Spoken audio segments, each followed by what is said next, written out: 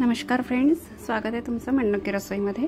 आज आपण काही रेसिपी इथे आणलेल्या नाही आहेत। तर मी इथे आज एक भागवतमध्ये गेलेले होते जिथे श्रीकृष्ण जन्म आज भागवतमध्ये झालेला आहे। तर तेच मी आज तुमच्यासोबत शेअर करते। तुम्ही बनवून राहा मनोकी रसोईमध्ये आणि बघा तिथे सर्व काय दाखवलेलं आहे ते बघा। कृष्ण किती छान झोपलेला आहे, किती भाग्य या मुलाचं। 4 महिन्यात त्याला कृष्णाच्या याच्यामध्ये यावं लागलं आहे, भागवतमध्ये यावं लागलेलं आहे। किती छान त्याचं भविष्य असणार। तर चला, महाराजांनी आज काय सांगितलं आपल्याला भागवत। त्यावेळेला ज्ञानदेवांना विचारलं की तुम्ही कोणतं तप केलं, तेव्हा ज्ञानदेवांनी एकच सांगितलं की मी कल्प जीवनामध्ये कधीच खोटं बोललो नाही। जगातली सर्वात मोठी तपश्चर्या सत्य, सत्येन लभ्य तपसा ईशा। आपल्याविषयी जग काय विचार करतं याच्याकडे लक्ष नाही बरं, फक्त जगाचा मालक आपल्याविषयी काय विचार करतो याकडे लक्ष।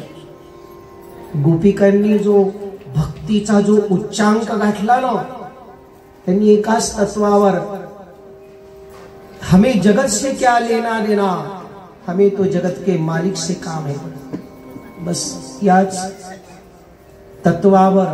ज्या प्राध्यापकांनी विचारलं, म्हणे काही येतं का रे तुला इंग्रजी वगैरे? म्हणे काहीच नाही। म्हणे लहानपणी माझ्या वडिलांनी ही नाव माझ्या हातात दिली। म्हणे लेका तुझं जीवन व्यर्थ गेलं। भूगोलच्या प्राध्यापकांनी विचारलं, म्हणे तुला काही पृथ्वीचा भूगोल माहित आहे का? नाही म्हणे, मला फक्त या नावेचाच भूगोल माहिती आहे।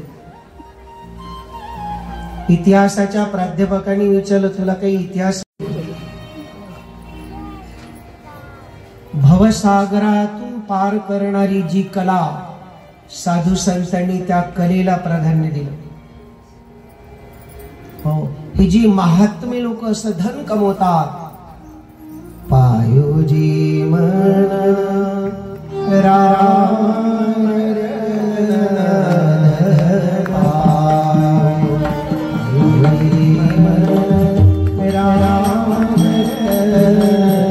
संपत्तीचा, तिसरा सांगितला पदाचा आणि चौथा सांगितला अविवेकाचा।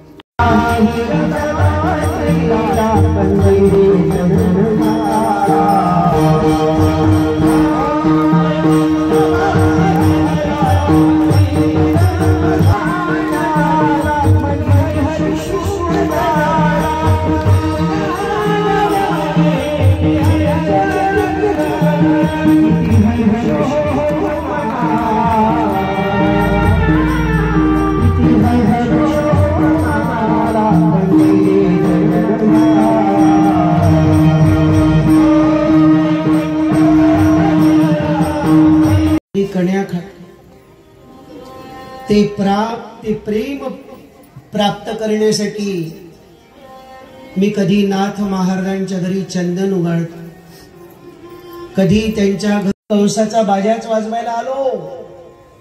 म्हणे तुला एवढीच जर भीती वाटते तर बाबाला सांग मला एकीने गोकुळामध्ये घेऊन जा।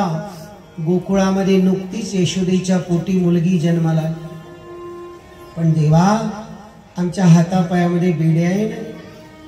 म्हणे आई तू फालतू शंका का कर, बाळांना डोक्यावर घेण्याच्या ऐवजी देवाला घ्यायचं।